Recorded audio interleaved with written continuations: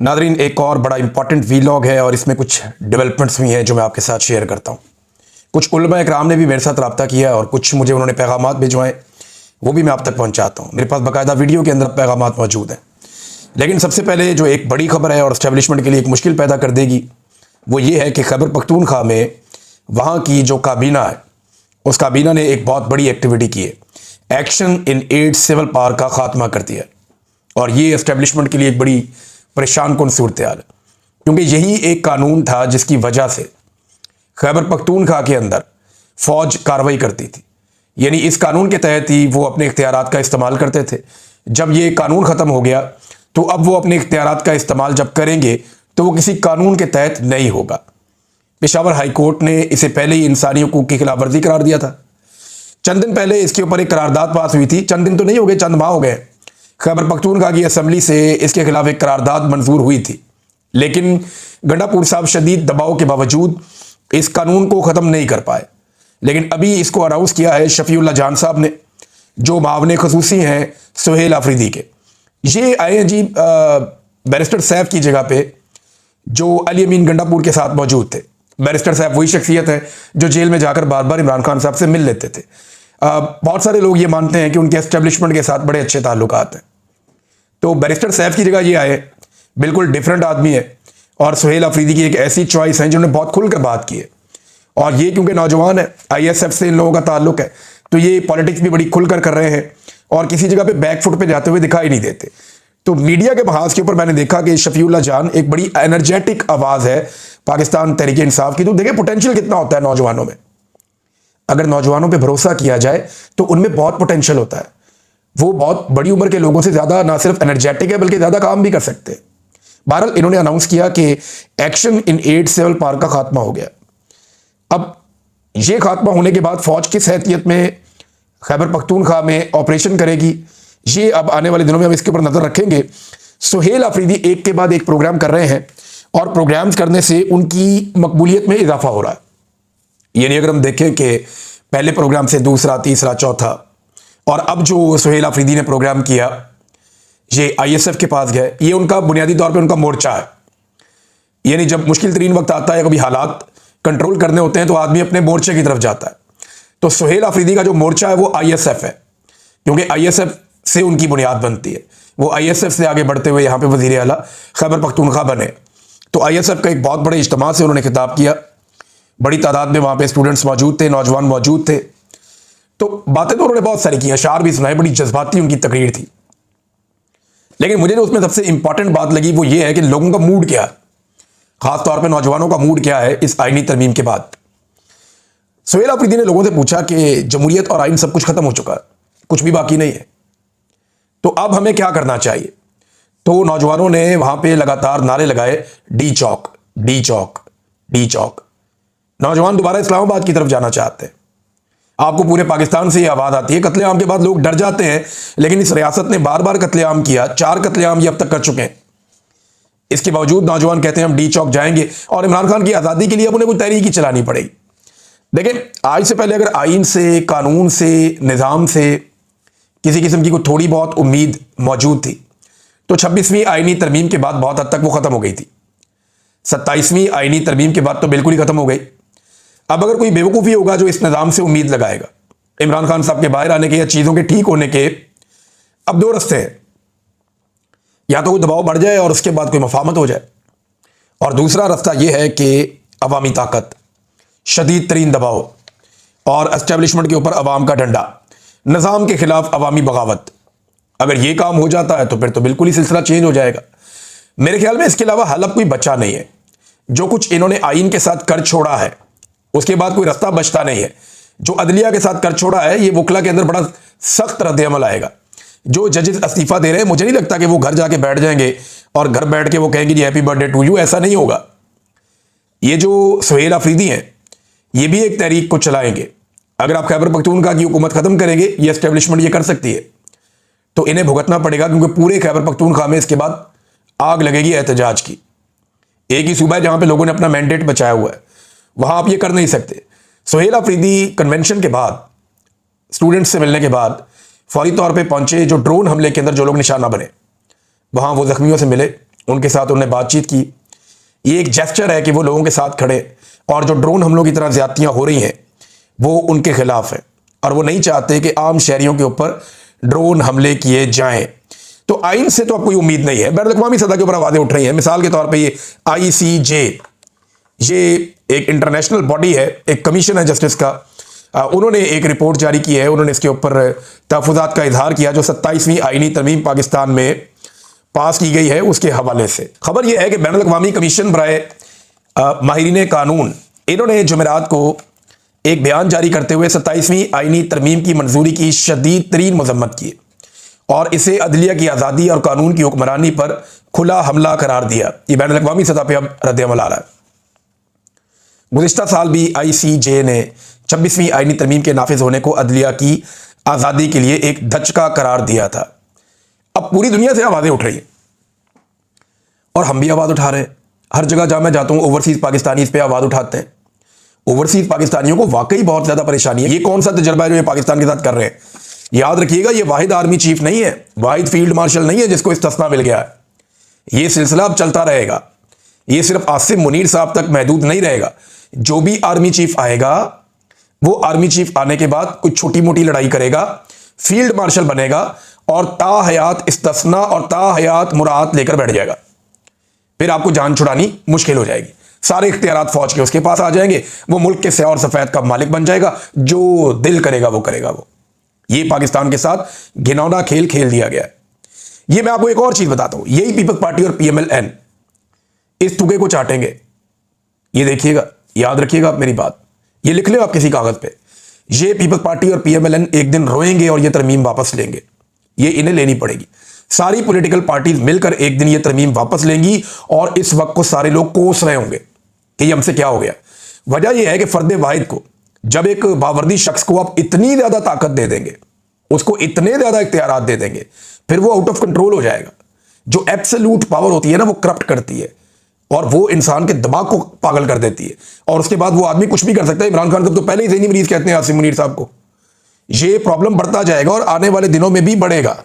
तो हर चीज पे कब्जा हो जाए फर्द वाहिद का, उससे बेहतर है तरमीम वापस की जाए और ये करनी पड़ेगी। उलमा इकराम ने मुझे जो राय भेजी, मैं क्लियरली आपको बता रहा हूं जो उसका लुबे लुबाब है। उन्होंने मुझे कुरान पाक की आयात भेजी अहादीस के जरिए से, उन्होंने मुझे सहाबा इकराम ने जो बात की उसके जरिए से, उन्होंने साबित किया। मुझे बहुत सारी चीजें भेजी गई हैं कि ये इस्तिस्ना हो ही नहीं सकता। मैं सिंप्लीफाई आपके सामने करता हूं कि सदर, वजीर आजम, आर्मी चीफ, किसी को इस्तिस्ना मिलना इस्लामी शरीयत के मुताबिक जायज नहीं है। इस्लाम इसकी इजाजत ही नहीं देता। यह गैर इस्लामी अमल है। खुलफाए राशिदीन और अंबिया इकराम अलैहिस्सलाम को भी इस्तिस्ना नहीं दिया गया। दोनों जहानों के आका नबी अकरम सल्लल्लाहु अलैहि वसल्लम को भी इस्तिस्ना नहीं है। इसके बारे में आयात बाकायदा उन्होंने मुझे भिजवाई। मैंने वो पढ़ के उनका तर्जुमा पढ़ा और बाकी लिखा हुआ है इसके अंदर। मैं खुद कोई आलम दीन नहीं हूं, लेकिन उलमा इकराम ने मेरी रहनुमाई की है। ताहिर अशरफी जैसा बंदा कहता है कि इस्तिस्ना और एक्सटेंशन इनका इस्लाम से कोई लेना देना नहीं है। ये ताहिर अशरफी जो दिन रात आर्मी चीफ को उठाकर रखते हैं, उठाकर, और दिन रात वो गेम उठाकर रखते हैं आर्मी चीफ की, वो ताहिर अशरफी भी कहने पर मजबूर है कि ये इस्लाम से इसका कोई ताल्लुक नहीं है। ये इतनी घटिया चीज है इस्तिस्ना और एक्सटेंशन। बहरहाल इसमें अल्लाह ने अपने कवानीन और उसूलों से अंबिया अलैहिस्सलाम को भी इस्तिस्ना नहीं दिया। इस सिलसिले में अल्लाह रब्बुल इज़्ज़त के अहकामात बाकायदा उलमा इकराम ने मुझे बताए। अशरा मुबशरा, ये हमारे सहाबा इकराम वो हैं 10 सहाबा इकराम जिनके बारे में नबी अकरम सल्लल्लाहु अलैहि वसल्लम ने अपनी जिंदगी में बशारत फरमाई कि ये जन्नत में जाएंगे। अब इन्होंने जन्नत में जाना है, अल्लाह रब्बुल इज़्ज़त की जानिब से इनके लिए क्लैरिटी है, लेकिन उन्हें भी इस्तिस्ना नहीं है। वो अपनी जिंदगी में अपने आप को अकाउंटेबल समझते थे। अंबिया इकराम, खुलफाए राशिदीन सब अपने आप को अकाउंटेबल समझते थे, लेकिन यहां पे जो हमारे फील्ड मार्शल हैं वो अपने आप को अकाउंटेबल नहीं समझते।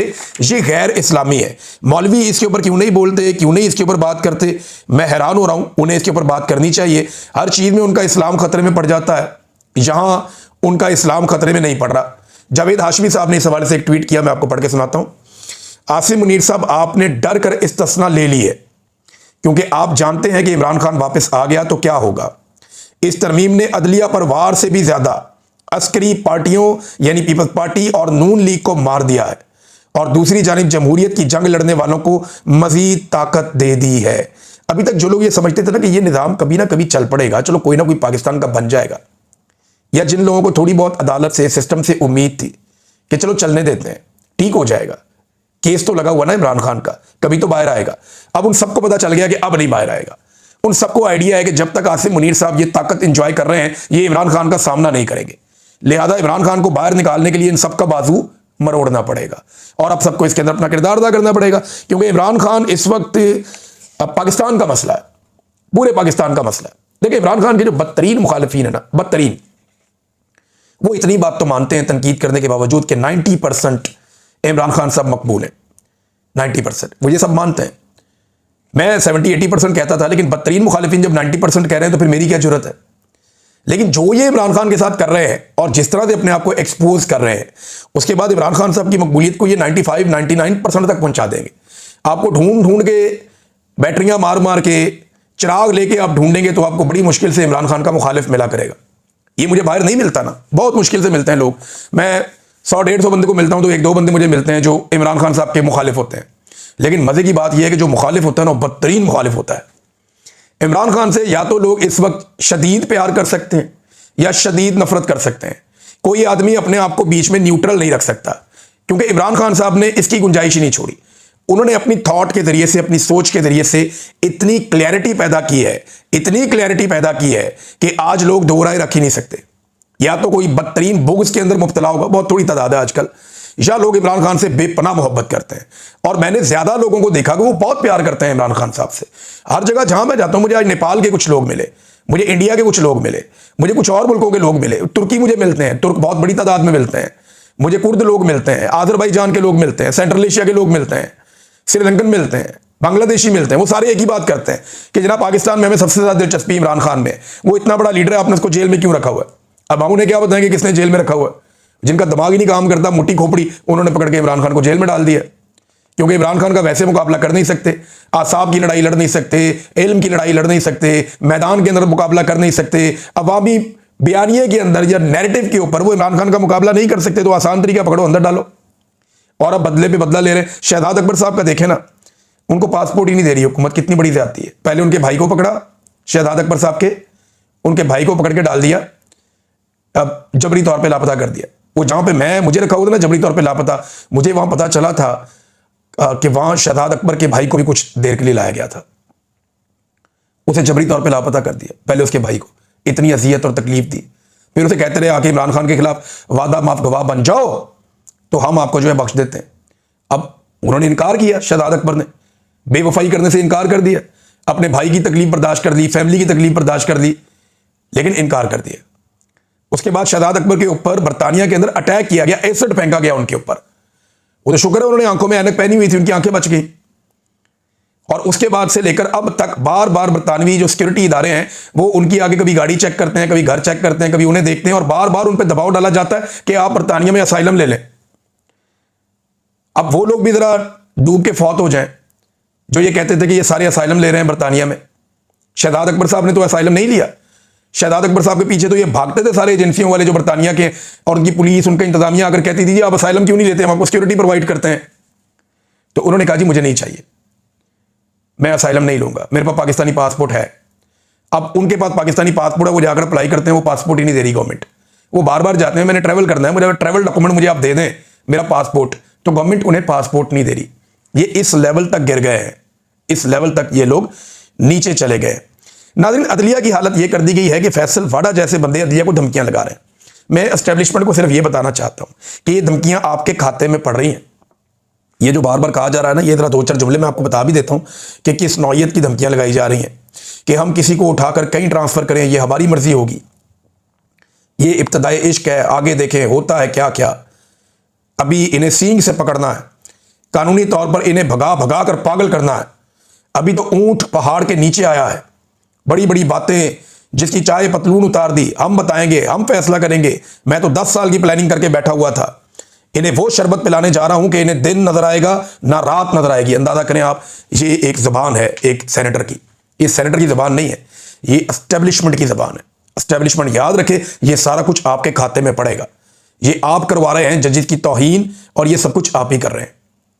इससे पहले मुझे अच्छी तरह याद है कि जस्टिस मंसूर अली शाह साहब और अख्तर बिन उल्लाह साहब, जिनके बारे में अब ये सारे नून लीगी और ये इधर उधर से उछल के कह रहे हैं कि ये ठीक आदमी नहीं है, ज़रा इनके बारे में ये आप मरियम औरंगजेब और राणा सनाउल्लाह साहब के माजी के जो स्टेटमेंट है ज़रा वो तो आप सुने, आपको पता चल जाएगा। ये राणा सनाउल्लाह साहब का स्टेटमेंट ज़रा आप सुने कि राणा सनाउल्लाह साहब क्या कह रहे थे कुछ अर्सा पहले इन्हीं जस्टिस मंसूर अली शाह साहब के बारे में। सैयद मंसूर अली शाह साहब जो जज हैं वो बहुत ही कॉम्पिटेंट और बड़े हार्ड वर्किंग और बड़े यानी जो है वो एक यानी ऐसे अंदाज में काम करने वाले कि जिसको आप कहें कि वो नए ख्यालात और नए एक्सपीरियंसेस करने वाले आदमी हैं। जब वो chief justice Lahore high court थे उस वक्त भी उन्होंने बड़ी रिफॉर्म्स जो है वो वहाँ पे इंट्रोड्यूस कराई थी।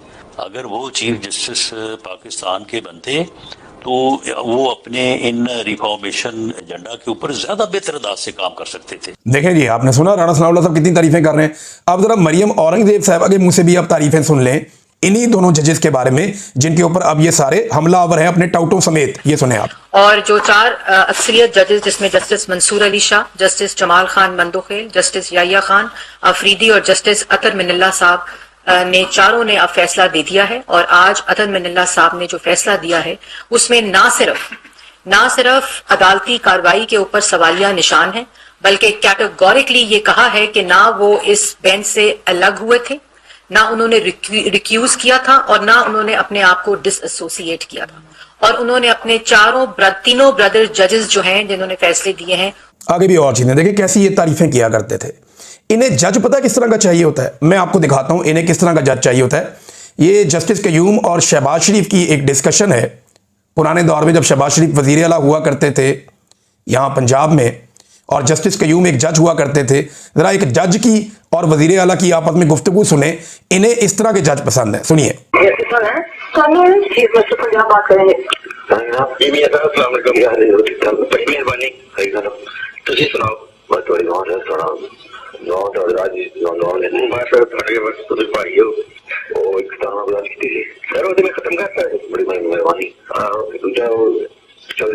मामला है। अच्छा उन्होंने क्या जी बड़े भाई साहब की मेहरबानी करके और ध्यान करना चाहिए क्या कर रही सर मैंने। अच्छा उनकी है जी वो थोड़ा वो भी अपना केस ही कर बोला ना है नहीं था। हाँ अरे जो ये सर्वर का ख्याल करना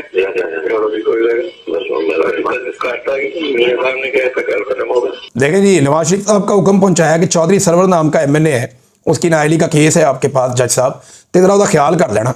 और वो जो पहले वाला काम था उनके पहले वाला काम तो मैं तड़ा करता है तो ये जनाब इसका ख्याल कर लेना। उसने कहा जी करता है जी। अंदाज़ा करें कि नाअहलियों के फैसले जजों के ऊपर ये टेलीफोन के ऊपर करवाए जा रहे हैं। ये शहबाज शरीफ ने एक जज से बात की है, इन्हें इस तरह के जज चाहिए। मुझे याद है कि एक इलेक्शन में मैं हमजा शहबाज से मिला, मैं कुछ इंटरव्यूज़ कर रहा था सियासतदानों के, तो मैंने हमजा शहबाज का इंटरव्यू भी किया। तो उसने वहाँ बैठे हुए लोगों के सामने ये बात की थी और मैं गवाह हूँ इस बात का कि एक एमएनए का इलेक्शन लड़ रहा था एक कैंडिडेट, उसके कागजात नामजदगी का रोला बन गया था। तो हमजा ने कहा जी मेरी जज से बात हो गई, आप बेफिक्र हो जाए, ये मामला मैं पहले भी ये खबर दे चुका हूँ। उसने कहा जी आप बेफिक्र हो जाए, मेरी जज से बात हो गई है, कोई मसला नहीं है, ये हो जाएगा। अंदाज़ा करें नाजरीन, इस तरह के जजेस इन्हें पसंद है और इस तरह के जजेस के साथ ये लोग कंफर्टेबल रहते हैं। नाजरीन और भी चीज़ें हैं मैं आपके साथ शेयर करूँगा नेक्स्ट वीलॉग में। मेरे ख्याल में इस वीलॉग को हम यहाँ ख़त्म कर देते हैं क्योंकि टाइम जो है वो लगभग 20 मिनट के पास हो गए हैं। तो बाकी नेक्स्ट वीलॉग में अब तक इतने अपना ख्याल रखिएगा, अपने इस चैनल का भी। अल्लाह हाफ़िज़।